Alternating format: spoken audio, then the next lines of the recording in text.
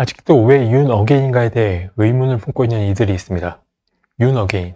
지난 윤석열 전 대통령의 탄핵 이후부터 이른바 아스팔트 우파들에 의해 주창된 구호입니다. 이 윤 어게인에는 다양한 의미가 있습니다. 첫 번째로 윤석열 전 대통령을 다시 대통령으로 옹립하자는 의미와 두 번째로 윤석열 전 대통령의 안타까운 계엄 실패를 다시 이뤄내자는 의미, 세 번째로 현재 영어의 몸이 되어 있는 윤석열 전 대통령을 다시 자유의 몸으로 만들자는 의미와 네 번째로 윤석열 전 대통령의 모든 명예가 다시 원상복구되는 것입니다. 먼저 윤석열 전 대통령을 다시 대통령으로 옹립하자는 의미는 윤석열 전 대통령이 종북 반국가 세력들을 처단하기 위해 비상계엄을 선포하였으나 억울하게 남은 2년의 임기를 잃어버린 만큼 그것을 다시 윤석열 전 대통령에게 되찾아 주자는 것입니다. 현재 우리나라 헌법은 대통령의 임기를 5년 단임으로 규정하고 있기 때문에 연임이나 중임은 허용되지 않습니다. 만약 연임이나 중임을 하려면 헌법을 개정해야 하는데 윤석열 전 대통령을 반대하는 세력들이 국회의 과반 이상을 차지하고 있는 현실에 비추어 개정은 사실상 불가능합니다. 하지만 그렇다고 해서 우리가 그냥 지나칠 수만 없습니다. 윤석열 전 대통령이 직접 희생을 한 만큼 우리는 그것에 대하여 보상해야 할 의무가 있습니다. 왜냐하면 윤석열 전 대통령의 탄핵과 관련해 그 1차적 책임은 우리 보수 우파에게 있기 때문입니다. 비록 국회의 과반 이상을 민주당과 그 동조 세력들이 가지고 있고 그들이 윤석열 전 대통령에게 내란 프레임을 씌웠더라도 그것을 이겨내고 윤석열 전 대통령을 지켜낼 수 있는 수많은 기회와 순간들이 늘 있었습니다. 하지만 보수 우판에 존재하던 프락치 같은 이들이 뒤통수를 치는 바람에 좌파 진영과의 전쟁에서 우리 보수 우파가 밀렸고 매번 밀리고 밀려서 결국 윤석열 전 대통령이 대통령 자리에서 내려올 수밖에 없었던 것은 자명한 사실이기 때문입니다. 우리는 윤석열 전 대통령에게 빚이 있습니다. 그 다음 윤석열 전 대통령이 실패한 안타까운 계엄을 다시 이뤄내자는 것은 대한민국 내에 도사리고 있는 친정부 간첩 세력들에 대한 대청소는 한번 필요하기 때문입니다. 한반도가 온전히 그리고 완전히 자유 대한민국으로 통일되는 그날까지 한시라도 친정부 간첩 세력들을 간과해서는 안 될 것입니다. 그들은 그간에 우리가 이뤄놓은 대한민국의 빛나는 업적들을 고스란히 북한의 김정은 일가에 갖다 바칠 것이므로 이는 결코 용납되어서는 안 되기 때문입니다. 지금 일부 국민들이 착각하고 있는 게 있습니다. 매일같이 한류가 세계를 선도하고 K-팝이 세계적인 인기를 끌고 삼성이며 현대 등 우리나라 굴지의 대기업들이 전 세계를 상대로 세계 1, 2위를 다투며 대한민국이 자랑스럽도록 세계로 뻗어나가는 뉴스만 접하니 이 평화로운 일상이 언제나 계속될 것이라고 착각하고 있는 것입니다.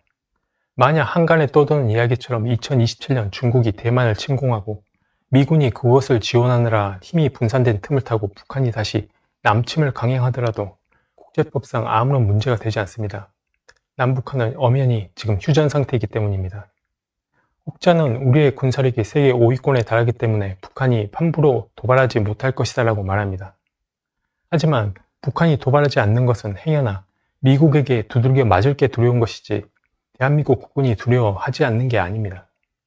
대한민국 국군을 두려워한다면 천안함 폭침이나 휴전선 지뢰 도발과 같은 불상사는 일어나지 않았을 것입니다. 결코 착각해서는 안 됩니다. 도발이나 전쟁은 상대가 압도적일 만큼 강하지 않으면 반드시 일어납니다.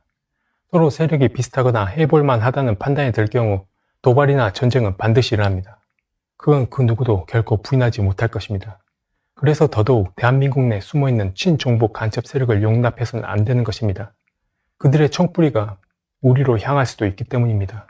우리가 매일같이 청소를 해도 깨끗해지지 않을 때는 하루 날 잡아서 대청소를 하는 것처럼 친정북 간첩 세력에 대한 대대적인 대청소는 한번 반드시 필요합니다. 그때는 집단 지성을 제대로 모아 한치의 오차도 없이 철저히 준비하여 성공해야 할 것입니다. 현재 영어의 몸이 되어 있는 윤석열 전 대통령을 자유의 몸으로 만들자는 것은 비록 지금은 억울하게 내란 프레임이 씌워져 고통스럽게 옥살이를 하고 있지만 윤석열 전 대통령을 다시 세상 밖으로 구출해 편안히 여생을 보낼 수 있도록 해주자는 의미가 있습니다.